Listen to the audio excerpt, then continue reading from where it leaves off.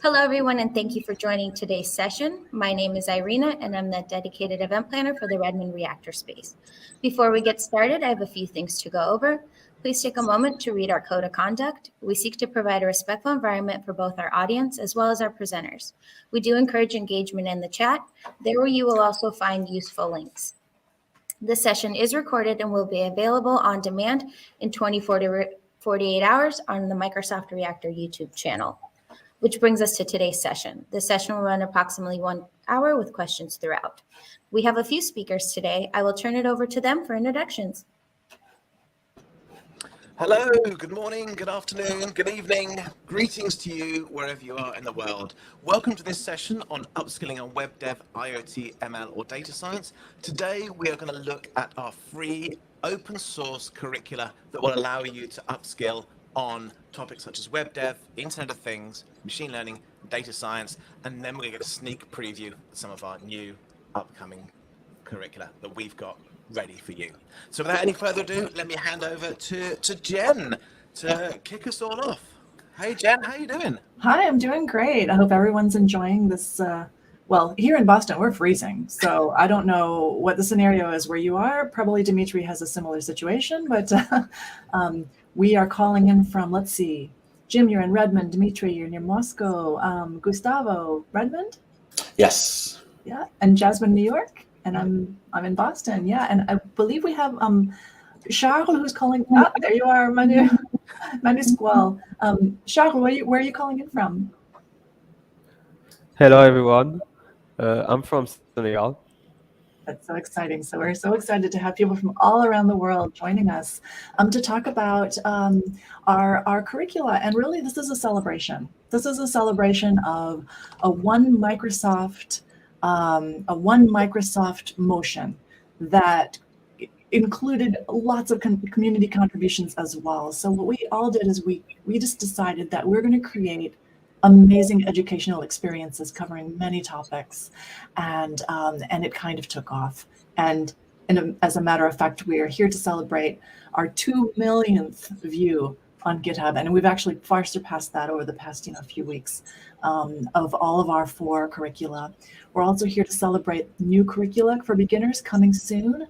And what we're going to do today is we're going to introduce you to some of the cool people that are the masterminds behind this effort. We're going to talk about the system that we created, this kind of scalable system that people can use to learn, to teach, and to kind of consume new topics right on GitHub with links taking you for further deepening of your knowledge into Microsoft Learn.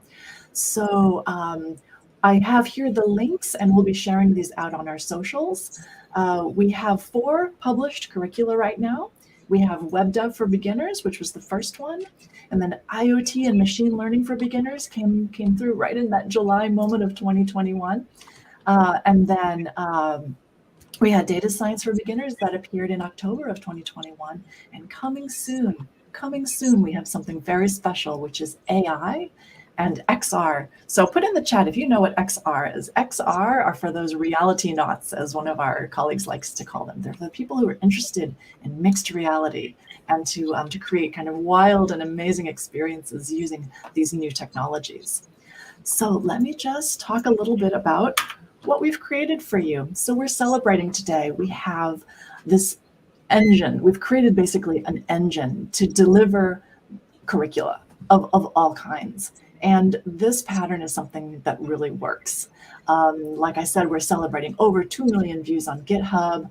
And this is your moment to meet the authors, to meet a special contributor who is Charles, calling from Senegal. And we're going to talk about the design of this curricula. I'd love for you to take a look at our work. So we'll be sharing our screens all around. We'll see how that goes. And I want to give you that sneak peek to see what's coming soon.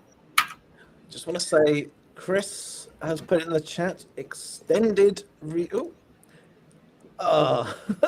extended what? Somebody keeps clicking show with hiding it. Yes, Chris has said extended reality. So Gustavo, you're the expert. Is XR extended reality? Yes, it is actually. You nailed it on the head. Well done, Chris. Yes, extended reality. And please put your questions in the chat if you've got any questions for any of us today. We want this to be a conversation with you. So throw your questions in the chat and we'll do our best to answer. Sounds cool. So now I'm going to turn it over to our authors and our collaborators to kind of introduce yourself. And after the introductions, we'll walk you through all this work. So our Mr. Rainbow Man, Jim. Mr. Rainbow Man. Yeah. So quick story about that picture. At a company I worked for years ago, they used to do fantastic family events. So yeah, Halloween or Christmas, they would get everybody together and put on an event in the building. And I went to one with my daughter. They always invited families. It was a Halloween event. My daughter went as Elsa from Frozen, because she was into Frozen back then. And they had face painters. So she wanted to be a rainbow princess. So she had rainbows all over her head. And then she asked me to be a rainbow princess. So I put a big rainbow on my head. Got a fantastic picture of that. And then a great caricaturist drew this artwork of me. So hence the rainbow. That was me being a rainbow princess to celebrate a bit of fun with my daughter, who was, I think, 5 at the time. So by way of introduction, I'm Jim Bennett. I'm a regional cloud advocate at Microsoft, which means it's my job to support learners in the region I'm in the Pacific Northwest. I'm based out of our Reactor space, our free community event space that we have on the Microsoft campus here in Redmond. I'm all over the internet at Jim Bob Bennett, so please feel free to reach out with any questions. IoT is my jam. I'm all about the Internet of Things. I could probably, if I put my arms all the way out, I could probably reach at least 20 IoT devices, if not more. I absolutely love gadgets and gizmos. And I had the privilege of working with some fantastic folks, both across Microsoft and across our Microsoft Learn Student Ambassador Program, to put together a curricula all about IoT. So that's me. Phenomenal. I noticed that the image is by Reverend Geek. So everyone should go check out Reverend Geek on Twitter. He does really cool images of you. And he also has some cool sketching challenges sometimes. So if you're into Procreate, you can be challenged by him. So let's see who's next. Oh, it's me. Yeah. So I'm Jen. So I'm a cloud advocate at Microsoft as well.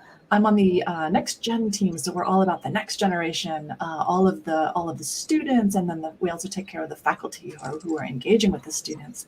And we are here for you. We are here to build amazing educational experiences, like I mentioned before. We're here to see what you're interested in, see what's coming next, and see how we can best support you. You can always find me on Twitter at Jen Looper. I'm JLooper on GitHub, and my website's jenlooper.com. So this is an image created by a gal in Venezuela who did a bunch of us. We actually created trading cards of heroines of JavaScript back like 3 years ago. So this is my personal trading card. So I think it's kind of fun. And we are all like looking like we're embarrassed, but it's cool. So that's me. And I'll pass it over to Dimitri. Hello. I am Dimitri, and I have also a little story about this picture. It was created by my daughter. I had a birthday a couple of days ago, and that was her present, and that's why I proudly put it into this presentation, because I like it. I think looks a little bit like me. So I'm cloud advocate at Microsoft. I work with faculty, with students, and creating content. Before that, I spent a couple of years as a software engineer in AI team doing AI and machine learning projects. And that is the reason I love AI and ML. I specialize in that area, and I would be glad to present to you later on the curriculum I'm working on right now, AI curriculum. And I hope you all enjoy that. I have also taken part in data science curriculum in ML for beginners as well. So that is really my passion to do everything related to artificial intelligence and machine learning. It's exciting. If you sneak around in the data science curriculum, you'll find some videos by Dmitry, and you'll recognize him, and you know who is that guy behind the screen. So we'll pass it over to Jasmine. Hi, everybody. I'm Jasmine Greene. I'm based in good old Brooklyn in New York City. I am also a cloud advocate at Microsoft. I also work alongside Dmitry, Jen, everybody on this call. And for me, I worked on I worked on web dev for beginners as well as data science for beginners. And my background, a little bit about me is that my background, I was a full stack developer. That means I worked with databases as well as back end language C# and as well as front end with JavaScript. And as a cloud advocate, I've been able to use those skills and find a passion of working with data. So that's kind of what led me to data science for beginners to today. So yeah, and I'm really excited to show you a little bit of what that entails a little later on. I have to mention that Jasmine was instrumental in the entire creation of this process, because without her initial seed code in web dev for beginners, we wouldn't have thought to create assignments with rubrics, these things, because Jasmine has taught in university and she knows. And so now I'm here, taking a master's program in curriculum design, and now we know these things, but we wouldn't have known without Jasmine's input. So bravo. It's all great contributions. And here's a slide about Gustavo. Hi, everybody. My name is Gustavo, and I'm a cloud advocate here at Microsoft as well. I work on the spatial computing team, which encompasses everything regarding realities, that being augmented, virtual, mixed, or extended. Yeah, I've been working in Microsoft for more than a year now. It's been quite an experience, and I'm very, very thankful to be able to work alongside all these folks that are very interested in creating academic content. I have a deep passion for academics, so I'm very happy that we can bring this kind of content to students and hopefully professors that want to implement them as well. So we're looking forward to it. Exciting. Gustavo, you started as our intern, right? Yes. I used to be an intern 2 years ago now, and then came back because I loved it so much. We were so excited because we're like, we get interns. And I think, Jim, you were his mentor, am I right? I was privileged enough to be Gustavo's mentor. He still is, to be honest. I got to see the great work Gustavo was doing. And just if anybody is a student and is watching and is kind of thinking about an internship at Microsoft, probably next summer, I think we're a bit late for this year, it allows you to really have a chance to see how a company works and have a massive impact. Excuse me, Gustavo, for example, presented to a whole load of our Microsoft Learn leadership teams around how students like to interact with content. So Gustavo was involved in a project with some other interns to put together a presentation about how we could better serve students. And he got to put that to leadership across our Microsoft Learner online learning platform team. So being an intern at Microsoft, you're not just tucked away in the corner, told to make coffee and given some noddy projects to do. You are one of us, you're involved, and you get a chance to show off to very senior folks about some of the things you can achieve. So yeah, top tip, be the next Gustavo. Come and apply for internship at Microsoft. Come and work with us. We want you to. We want you to, for sure. That's a great tip. Yeah, thank you. It's so very inspiring to see all these awesome folks working together. And then we have a special guest. I'm so excited about this because this is a moment where we can really kind of thank all of the contributors of all of the folks who jumped into these open source repos and said, hey, I want to help. And I want to help because I like to help. And I think so the kind of the flagship person who jumped in because he wanted to help is our French lesson translator, amongst many others. But I just am so excited to welcome Charles, who is Manusqual on Twitter. So, you can put the handle with the name. And he's coming in from Senegal. Visit his cool website, which is on Azure Websites. But he's been a phenomenal French translator for us. So, Charles, do you want to just introduce yourself? So, hi, everyone. I hope you're doing well. My name is Shanyai. I'm from Senegal in West Africa. I'm a computer science student and junior developer, actually mainly focused on SharePoint and Microsoft 365. And it's a pleasure to be here to share my experience about the French translation of the curriculum. Thank you. Thank you so much. And I know you worked on ML and web dev, and also IoT, right? Yes, a little of ML, but I work most on web dev for beginners. Yes. That's right.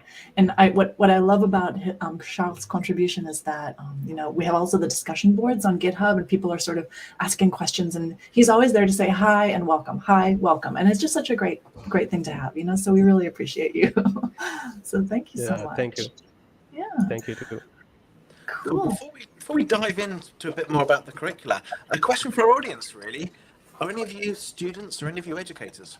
We'd love to learn more about what you might want to get out of these curricula. So if you're a student, please say in the chat, tell us a little bit about you. If you're an educator, again, please dive into the chat, let us know who you work for, what you're interested in, and how we can help. Cool. Okay, so now we're going to watch the chat to see who's checking in as a student, but I think we're going to start talking about serious things, folks. We're going to start talking about pedagogy. So I used to be a French teacher, hilariously enough. But before I was a French teacher, we had to take pedagogy classes when I was a student at Cal Berkeley, grad student. But we hated it so much. We called it pedagogy because it sounds insulting in French. And Charles is smiling. It turns out that was the most useful class I took in graduate school, hands down, because pedagogy is all about how to teach and how you can teach so that people can intake what you're trying to teach, to show, to kind of have a great technique behind your teaching. So what we tried to do is to take some of the learnings that we had acquired over the years and apply them to create this sequence of lessons that folks would be able to jump into on their own and learn from. We settled on some pedagogical techniques. One of them is project-based learning, which is interesting. It's a modified project-based learning, which we call PBL in pedagogy. Project-based learning really is when a teacher says, okay, students, here's the topic, you figure out projects, and you come back to me with something that you've built, and I'll figure out how to assess you. We don't quite do that because you can't really do that on GitHub. We have a modified project-based learning pedagogy. So we have built projects that you can build and extend. And we have some assessments at the end that you're sort of asked to do on your own, or a teacher could assign those over to you. So it's kind of project-based learning without supervision. So that's kind of where we fell in our pedagogy. We also wanted to have frequent low stakes quizzes. So I am not going to jump on you if you get an answer wrong. I'm not going to grade you. But what we did with quizzes is we had this kind of brain warm up to begin with, and then a brain cool down at the end of each lesson. So you get queued up and then you come down with the quizzes. So just to make sure that you're gathering some information from the lesson once you've built your project. We also wanted to support visual learners. So we have some fantastic sketchnote artists, specifically Tomomi and Nitya in our department. How lucky are we?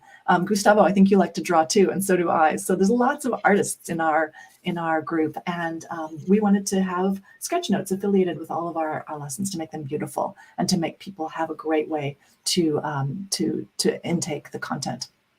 And then we have a nice written lesson with knowledge checks through. You'll see the little check boxes. We have a little icon kind of language that we have through the lessons. If you see an icon of a video, you'll know that there's a video that you can click on. If there's a little checkbox, that's a knowledge check. If there's a little icon of a rocket ship, that means that's a challenge. So there's these moments in every lesson where you can extend your knowledge, and teachers could pick them up and say, okay, here, let's think a little more deeply about this topic. We also added supplemental reading and an assignment with a rubric according to Jasmine's model. And then we also are trying to build community on the discussion board. And what happened, which wasn't even planned according to our pedagogy, was that folks like Charles would jump in and say, I want to help. I want to translate this. This is cool.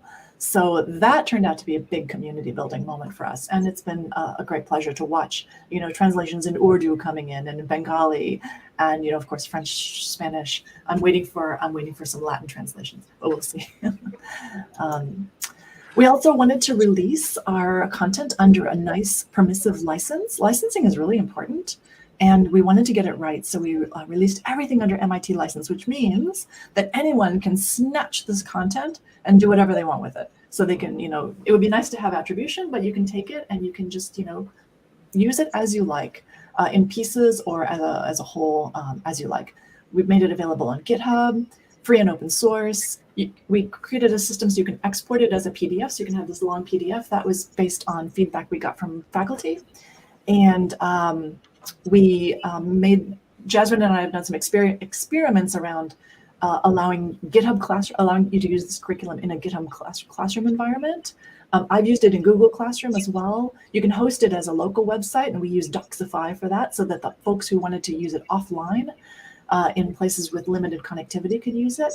And then, of course, the community contributions, the translations. So that was really exciting to watch the community jump in and just enjoy.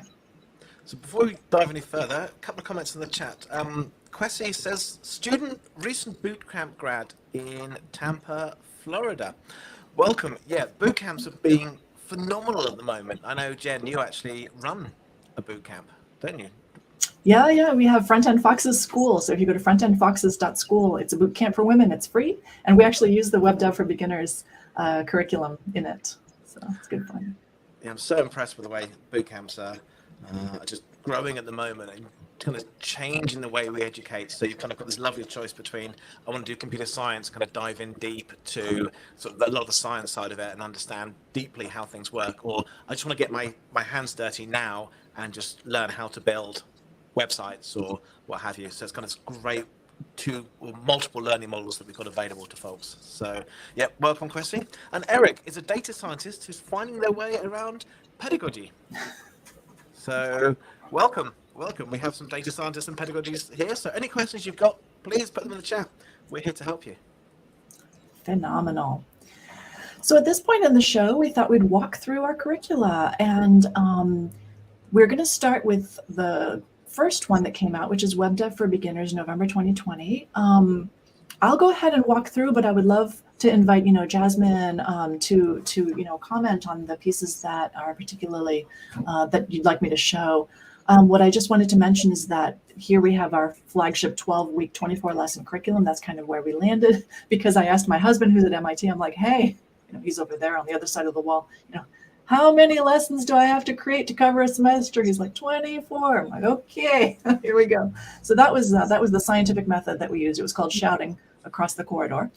And the project-based stuff that we created the project-based lessons were based on the interests of our team. So Jasmine wrote a big chunk of the intro to JavaScript lessons. I wrote a terrarium project, which helps you get through CSS and HTML. It's a drag and drop experience, and then it starts launching you into some JavaScript practice. You can build a browser extension, which is super fun. I love browser extensions. I think I wanted to make more. There's a very popular typing game, which is a big hit in our boot camp. People have extended this typing game to style it beautifully and use different quotes. You're typing as fast as you can, and it's testing how fast you can type. So you learn event-driven programming that way. There's a space game, which is shooters. And then at the end, you can build a bank, and it gets really, it's kind of amazing. It's not like the most secure bank in the universe, but it does give you an idea of how you might go about building at least the front part of a bank. And the unique thing about this curriculum is that we led with accessibility, and we led with GitHub skilling. So this is something that is pedagogy we chose. We start with making sure that we emphasize from the top that the web is for everyone, that it needs to be accessible to everyone. And a big chunk of the work that you'll be doing is on GitHub. So let's get started with that. Then we do our HTML, CSS, and JavaScript. With no JavaScript frameworks, we just do the basics and then on to projects. Goal is to build up your portfolio by creating real world style and interesting projects like the typing game. And this curriculum is used by schools at several levels. I'm pretty sure it's being used by a middle school, actually, parts of it. It's used in our boot camp. It's something that's used in full or in part by many different groups. I'll open the floor if anybody wants to mention anything about Web Dev for Beginners. I can share my screen. Sure. I can talk a little bit about the intro to programming part of Web Dev for Beginners. So, First, I want to just say congratulations to Questi for being, graduating from boot camp, because it's a big deal. It's a lot of work, and it's a lot to get through, especially when you're learning a new skill like programming, because it's just not about programming. It's also about the tools that you're using, the editors, and really finding that comfortable space with the number of tools, as well as other technologies that you want to use for your career. And also, as you become, more experienced, you find that, your interests might change, and the things that you want to work on or technologies might change over time. So for example, I came from a web development background, and now I'm doing, advocacy, and I kind of made this pivot into data. So in this, programming to language and tools and trade, we try to welcome you to the world of programming. And, also we talk about the tools, we talk about browsers, we talk about command line tools, as well as documentation, because, as a developer, not only do you spend a lot of time in the editor, you also spend a lot of time in documentation, making sure that you understand how a particular piece of code works, or even how to adopt a new technology. And then one interesting thing that we talked about was, and this was kind of a bit of a introduction into JavaScript, was languages in general. And we kind of break it down into high-level programming languages, low-level programming languages, and machine language, machine code. And so we have this example here where we go through the same example in different languages. So first we start with JavaScript, and then we look at some assembly code. And believe it or not, they're both doing the same thing, which is really fascinating. So it's just been a really interesting way to see how programming languages have evolved and have made it more accessible, so that we can write in languages that sort of kind of mimic our natural, our language and the way we speak, and also be able to interpret that into the machine and tell a computer what to do. I think that's one section I wanted to highlight. And we go into the tools, and as well as a quiz on like what exactly quizzes on what we covered. So this quiz just goes through a few questions. So what will a developer do to fix buggy code? It will most likely be debugging. So I don't have any other sections to really shout out. They're all really awesome. I recommend, if you are new to programming, definitely start here. Start here just to understand what it's all about, and understand how a web developer will have in their toolkit. Absolutely. Yeah. And these are the beautiful sketch notes by Tomomi. So just to give a shout out to Tomomi Imura, who is Girly Mac. So good stuff. Questi in the chat says, thanks, Jasmine. Means a lot. So, but no, Questi, shout out to you. It's just amazing watching people, what they can achieve by putting in the work and doing everything. So, really well done you. This is fantastic. Awesome. Okay, so we're ready to move to the next one, which is machine learning. Somebody said on Twitter that the machines have learned enough, and maybe this is true. But anyway, this is machine learning for beginners. So again, another suite of beautiful sketch notes by Tomomi. I should have had this as part of the quiz. Who is this guy? This guy is Alan Turing.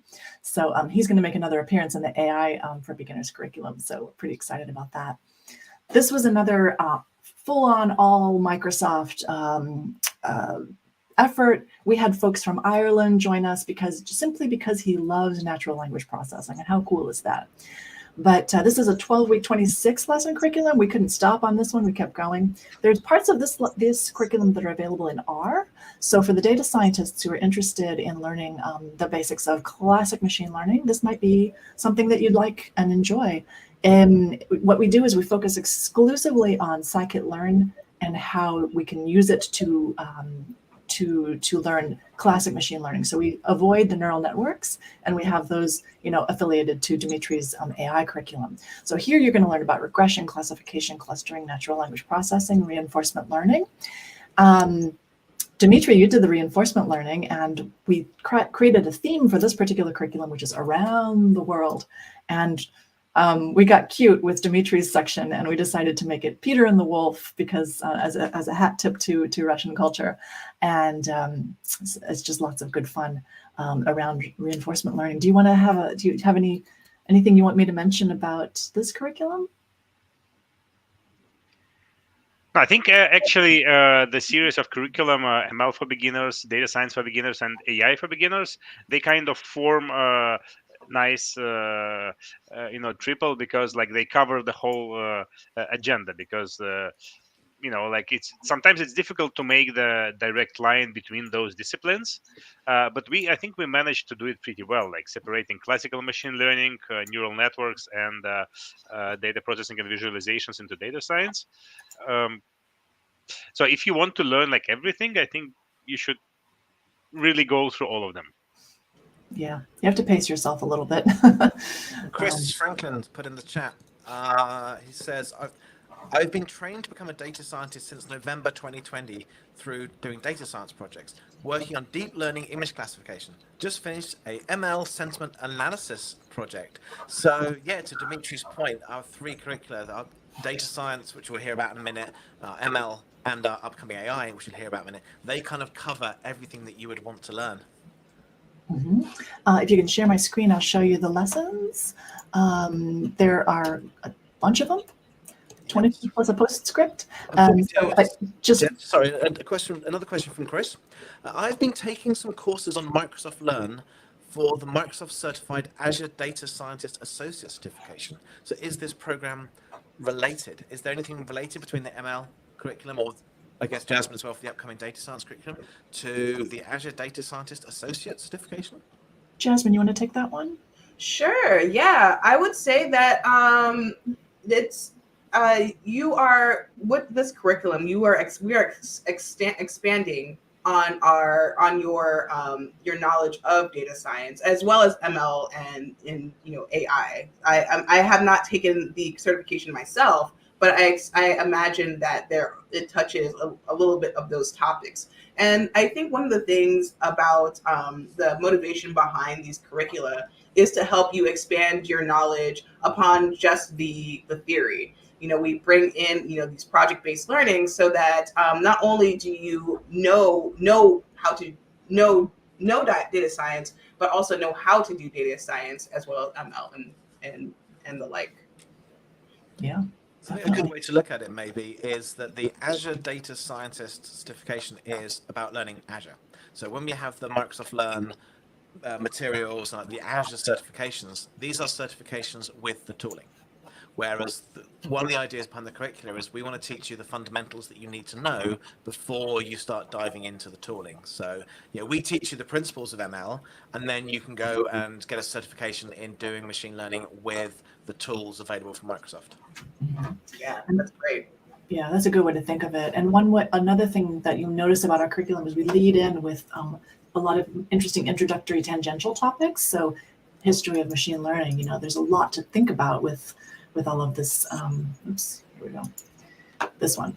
So, we have this nice timeline, and you can really get an idea of where you're coming from and where we're going with this entire field.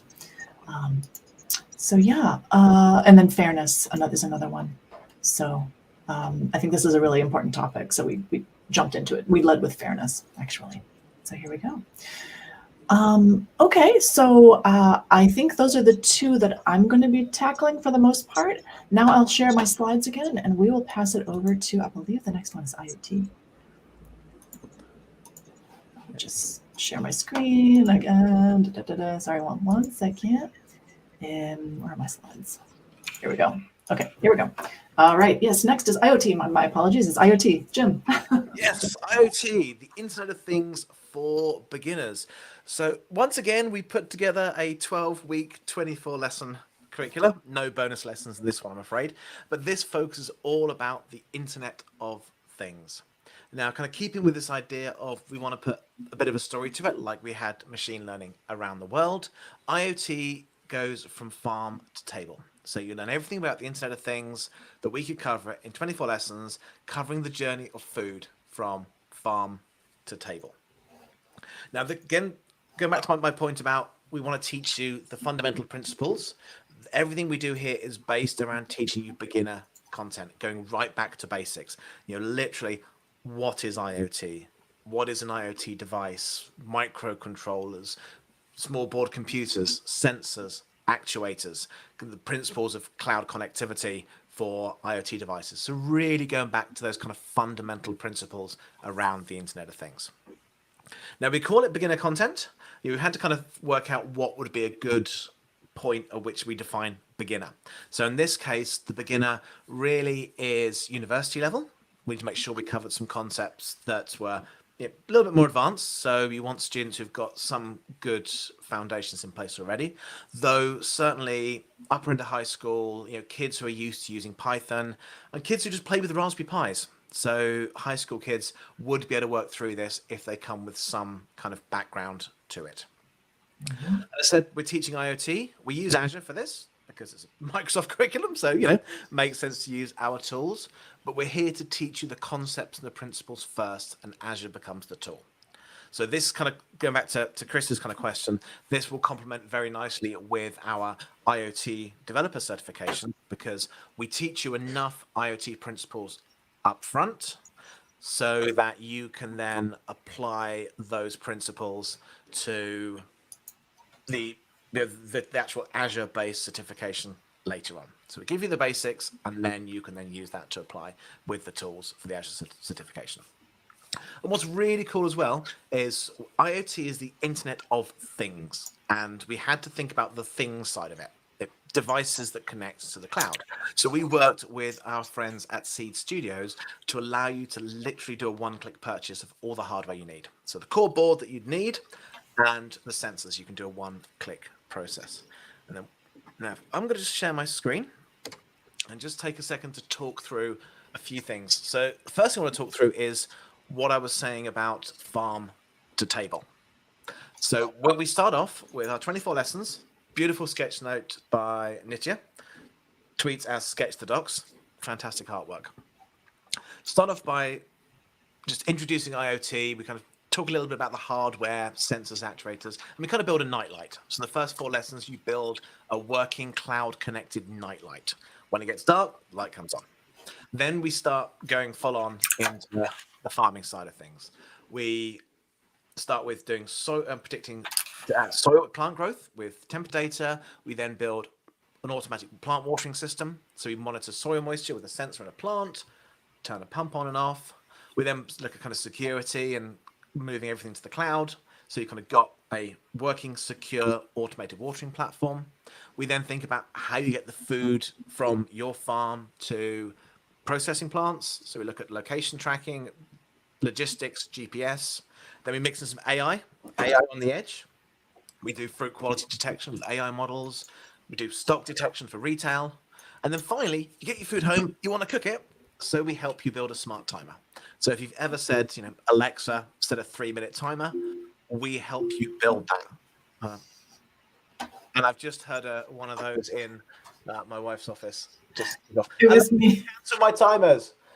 We get you to build your own smart timer.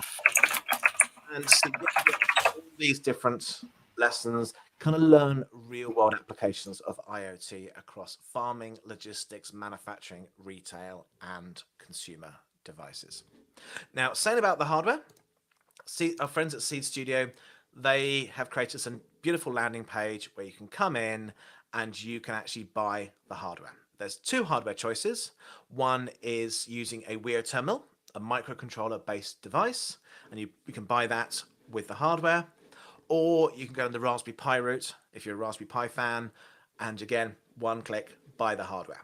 I will say there have been some limitations on buying hardware because of the global supply chain shortage. Raspberry Pis are as rare as hen's teeth, to quote a very old expression. But yeah, sometimes it's hard to get the components just simply because of supply chain availability. But we've got that available to you if you want to buy the kits. If you're a school, you want to teach, you want to buy 10 kits, Seed can kind of help you out. Now, if you can't buy the kits because supply chain issues, or you're just dabbling and you don't want to spend, $100 on hardware, we have got that was random. We have got a tool. Oh, I'm running out of application memory. Let's kill things. Sorry about that. I don't know why my computer is complaining about running out of application memory. We have got a tool you can install called Counterfeit, and that simulates IoT hardware. So you don't need to spend any money. You install this tool, it launches a website, and you can say, I want a soil moisture sensor and a relay. You write your code as if you were coding against real physical hardware, and it just turns on the relay on the web page and just see it turn on, or reads data from the web page, and you can kind of put the moisture levels you want or random data. So you can do the entire course from start to finish without having to buy any hardware. You can do it all with simulators, and the code is designed to be identical to the code you would write on a Raspberry Pi, with except a little line to say connect to my simulator. That way, if you do then buy the hardware, you just remove the simulator line and then you just plug in the hardware and it should just work. We want to make sure that everybody could be included in this curricula.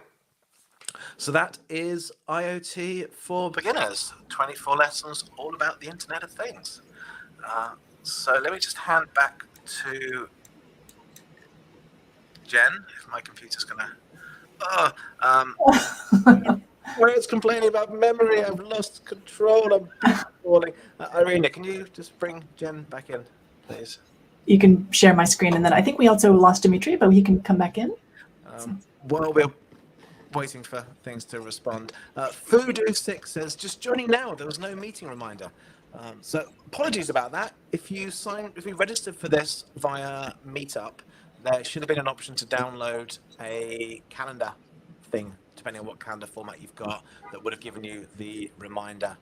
So Meetup kind of handles all that for us. So apologies. No worries. Right, yeah, so sorry about that. Yeah, so Meetup has got all that. Sorry. Too. Right, yep. My computer is back together. Yes, so Jen, back to you. Okay, well, I think we're ready to talk about production curricula number 4. So we're happy to talk about data science for beginners. Jasmine's baby. Yeah, sure. So, one thing I really just want to mention before we, about data science for beginners is that, skills in data science and machine learning are growing in demand. It makes sense because this is going a little bit of a little fact that's going to blow your mind. So the world's amount of data is estimated to reach 175 zettabytes by the year 2025. That's but we're in 2022, right? So about 3 years away. That's 10,000 terabytes. And that would take, I believe, 1.8 billion years to download on the world's fastest internet in the world. So there's a lot of data there to work with, and we are generating data by the second. Everything that we click, everything that we buy, social media posts, we're generating data super fast. And one of the other interesting things about data is that not only people who are working in technical roles, people who are working in non-technical worlds are usually working with data in some capacity. And in fact, you've probably done data science yourself in some form and didn't even realize it. So maybe you have you ever had to upload an image, maybe upload a file somewhere, and you notice that it's upside down, and you had to flip it, up on its correct sign or orientation to send it somewhere. That's data science. That image is data. So, you're manipulating this data to be able to, for it to make sense to somebody. Or do any of you manage your own finances, maybe in a spreadsheet, and you kind of go through it at some period of time. And, sometimes when you are going through these transactions, you need to categorize them and put them in a particular bucket and organize them. maybe there was a particular amount that was incorrect and you had to fix it. So that's data science. And that's what data science for beginners is all about. Just showing you ways that people are doing data science in the world. So I'm going to share my screen here. The first thing I want to show you here is this data science for beginners curricula. So if I am able to share my screen, awesome, great. So first I wanted to show you this introduction, because data science, honestly, and one thing that I learned, data science is a loaded term, and it has a lot of relationship and connections with terms like machine learning and AI. And so the first lesson that actually Dmitry wrote was this lesson called Defining Data Science. What is it? And what does that mean? And Dimitri actually also did a really great video about data science as well. So if you're just curious about what data science is, what is even data, this is a really great starting point. Another thing in the introduction here is about ethics. You'll see that's the second thing that we cover, because working with data, you want to be careful about things like privacy, about working with data that might be owned by someone. Did you get permission to use that data? As well as making sure that all the data that is being used is coming from a respectable or reputable source, a viable source. And then we get into more of the details around data. What is data? How do we define it? Data comes in different shapes, forms, sizes. It's really fascinating. From spreadsheets to a non-relational database, that's all data. And then we get into statistics and probability, because you need a little bit of that to really understand some of the foundations of data science and how to do it. So moving along, we go through a bunch of other lessons here, but what I want to highlight that Jen worked on was the data visualization piece, where she did a really great job on doing visualizations with in nature. And so we talk about how do you visualize particular numbers, distributions, proportions, as well as relationships. And we also have these lessons in not only Python, but as well as R. So you'll see throughout the lessons that there are a number of notebooks putting what we've learned into practice. So, and the R lessons, by the way, were built by Vidushi and Jasmine, who are student ambassadors and have done a really great job to bring R to the curriculum. So yeah, I think that is about it for data science for beginners. I highly recommend that you, if you are new to data science, just to understand what it all means and understand, fairness and ethics in data science. So highly recommend just go through the introduction just to get a idea of what it's all about. Phenomenal. Thank you so much for that amazing overview. It's funny. I'm giggling because I had to reference my own lessons last night because my brain is like a sieve. But anyway, yeah, it's a lot of fun. It's really, really cool to learn new things. So we now have a great privilege, and I hope that everyone appreciates the privilege that we have, which is to look at what's coming next, the next curricula that are in the hopper. The first one is going to be discussed by Gustavo. So I'll just pass this right on over to you. Thank you, Jen. So one of the curriculums that's coming up in the near future is Introduction to Extended Reality Development. This is a 25 lesson curriculum. We still haven't defined the time frame for it, but it's basically going to be covering the different avenues of development in extended realities. This means that it's going to be covering augmented reality, virtual reality, and mixed reality. This is going to be introducing some of the theoretical fundamentals of this area, of this field, like what kind of devices there are, what are the limitations, what are the pros and cons of each one of these devices, and what kind of tools can be used to develop in this area. We're also taking a project-based approach, so we're slowly building a whole project as we go throughout the curriculum, and we hope that this is going to be a little bit more inviting to not only developers but creatives and other people that are interested in the field, because it's a very low code approach. It's using Unity, which is one of the best engines, or one of the most prominent engines of extended reality development at the moment, and it's inviting to students and I mean academics alike to learn more about what the field can provide to them, what the field is coming up to be, because this is still a very early stage technology, and basically just jump into it as easy and as slow as possible, just so that every little concept can be properly understood and can then be expanded upon further in the future. It's been a work in progress for the past year, so it's something that we're very excited to be releasing very soon. And well, with everything that's coming up now, I think this is more relevant than ever. So I think this is the best opportunity there is for a lot of people to get ahead of the curve before this becomes the next big thing. So is this going to help people learn about the metaverse? Yes, technically, yes. Depending on what people define as metaverse, it seems like it's everywhere now. So I guess anybody who's doing stuff with the metaverse, please comment in the chat. We want to hear what your interest is in the metaverse and if you do anything with it. Really Indeed. cool. I really look forward to going through this because this is all new to me. I just dipped my big toe into A-Frame for 3D in the browser for another project. So I'm feeling like, it's time to start getting invested. Yep.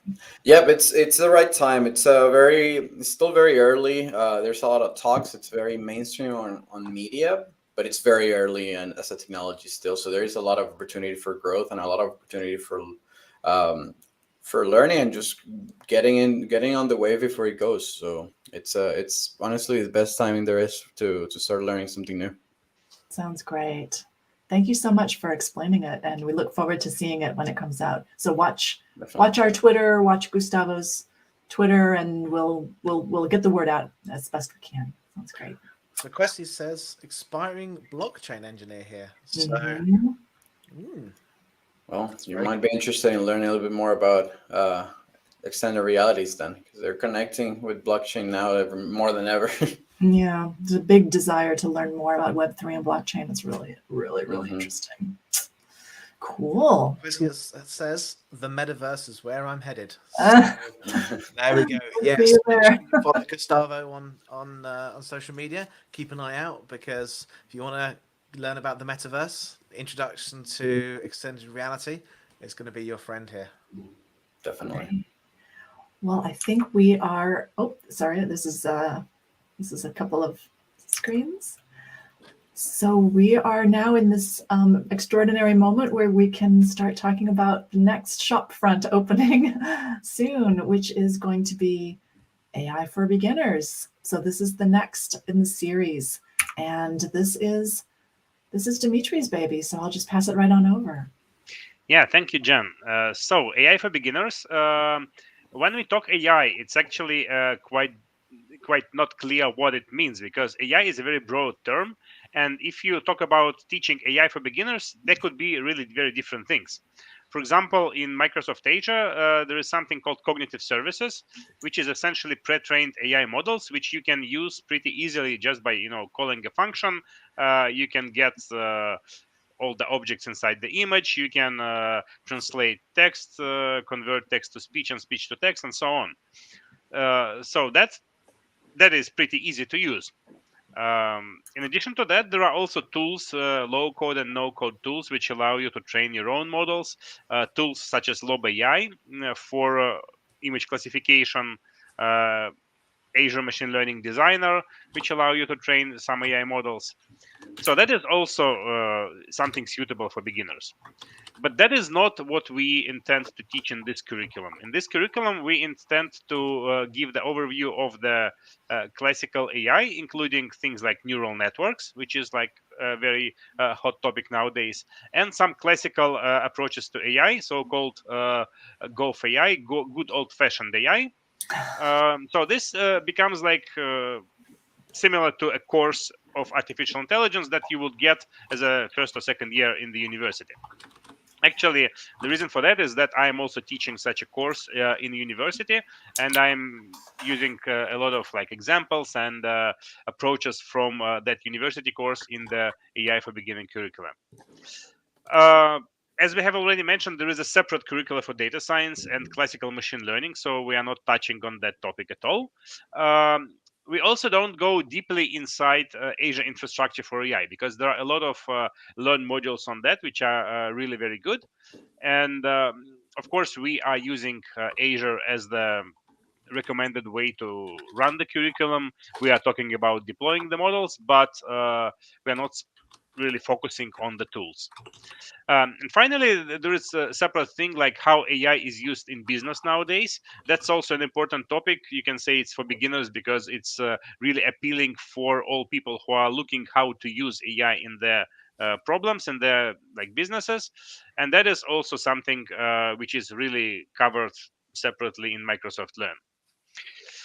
So what we start with, like if we go, I will go to the repository in the moment, and I will show you. But we show all the pointers to all those different topics, like where you can learn about cognitive services at those Microsoft Learn modules, where you can learn about low-code tools, Azure infrastructure for AI, and so on. And the core concepts, you can view it, as I mentioned, as a university course without deep mathematics, because when you learn AI in the university, naturally it involves a lot of things like, proving the convergence, like how do you do gradient descent, like really going deeper into those topics. We want this course to be available for people who are coming without deep math knowledge. So it's kind of I put it like in the middle, neural network for kids and the good deep learning book, which is really full of mathematics. So it's essentially it's good for people who want to do practical things with neural networks. And if you want to go deeper, the next point for you would be the deep learning book, which is like really cool. It also has the beautiful sketch notes by Tomomi. So hopefully that would make the curriculum more enjoyable for people with visual, with visual approach to information. So in the curriculum, like unlike many places where it starts just with neural networks, we mentioned that there are two big approaches to artificial intelligence. One of them is neural networks. Another one is when we try to model human knowledge, because this approach is still quite useful. For example, when you are talking to a voice assistant like Alexa, it uses neural networks to understand speech, but then it uses some kind of explicit knowledge, knowing how to react. Like all the actions, they are like either programmed or they are contained in some form of a knowledge base, and the system decides what to do next based on some kind of rules or lookup tables. So we briefly touch on those topics. They are not really, hot nowadays, but I believe that everybody who is learning AI needs to know that those approaches exist.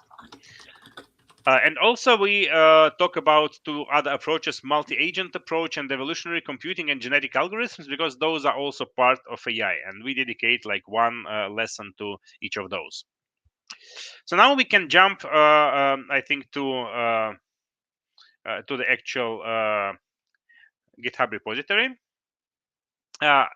In case you want to have a look at it, it's open, but I encourage you not to go and clone it and do a lot of research yet, because it's not yet finished. It says here that it's in the earliest, it's being actively developed, but it's not yet finished, so you shouldn't really use it yet.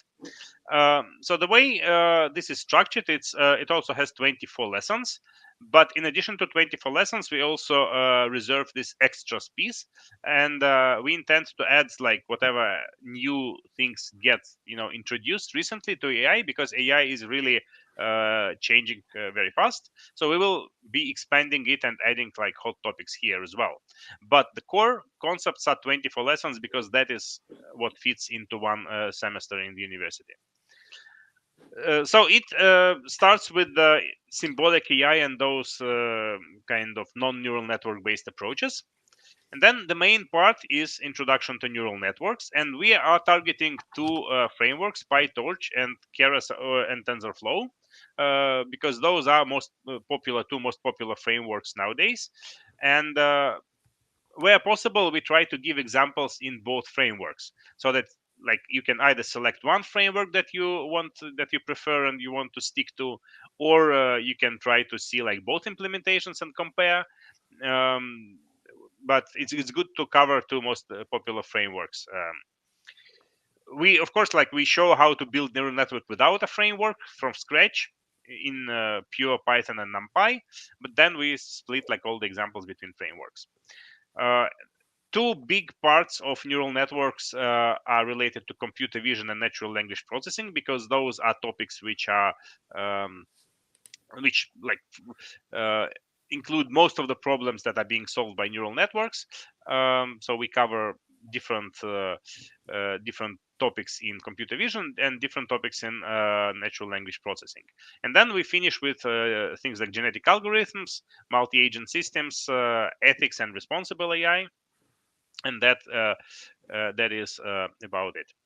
So just to show you an example, each lesson has some kind of text. Let's, for example, start with an exciting topic of autoencoders. Like there is a text which explains you the concepts and which you can view directly on GitHub.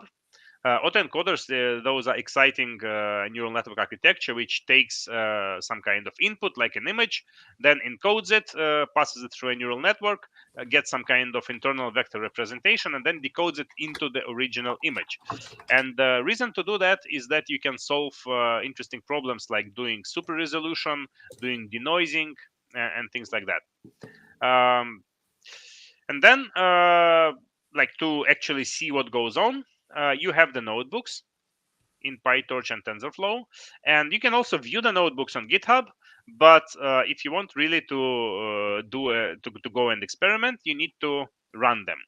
And most of the notebooks you can run locally on your own machine, even without GPU, because we are using like relatively small examples with relatively small data sets. But for some of them, of course, it's preferable to have GPU. So with GPUs, you can either spin that up on Azure ML, or you can create a data science virtual machine in the cloud, or you can just have your own GPU enabled machine to try that out. And I also want just to finish with showing you one exciting thing. One of the things which is not classical, which is not neural networks. We talk about multi-agent systems and a system called NetLogo, which allows you to model the behavior of interacting agents. And here I will just open one example from biology, which is called flocking, because that is really exciting. With flocking, you can model how birds fly. Like each bird is a separate agent. You can randomly place the birds here, and then you can just say run the simulation.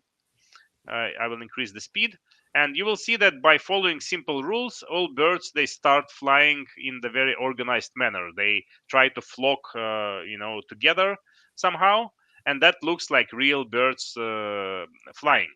And you can think that's really should be really difficult, to come up with this behavior. And you can also vary, by the way, some parameters to make them more kind of separated, less separated, and so on. And what's interesting is that this behavior is programmed using very simple program. Well, not very simple, but relatively simple program. Each bird follows three very simple rules. Like it tries to go together with its neighbors. It tries not to collide with them. And that's basically the only thing it's doing. It just looks around and tries to go where everybody else goes. And by following those simple rules, we end up with really complex, really nice behavior. So that is one of the beauty of artificial intelligence and multi-agent systems that which you will learn in this course. So with that, I will not further spend time because I think we are already out of time. And I'm looking forward to releasing this curriculum within like the next month or so. Awesome. Thank you very much. I will just very quickly mention one quick question in the chat as we are over time. Chris is asking about how we can contribute to the curricula. please reach out onto the repos. We love translations. We'd love you to kind of help, but please reach out on the repo, raise issues, talk to folks on the repo about how you can contribute. These are open source. We'd love your contributions. And with that, we will wrap up. Thank you very much, everybody, for joining us. Thank you to all our authors for spending some time to build these great tools for you. These are free. These are open source. These are yours. Please take advantage of them. Thank you. Thank you to our speakers, and thank you everyone for joining today. We would love to hear what you have to say. Please take a moment to take our survey. The event code for this specific event is 15709. We'd love to hear from you. Thank you. Until next time. Thank you. Bye, everybody. Bye. Thank you. Bye-bye. Bye. Thank you.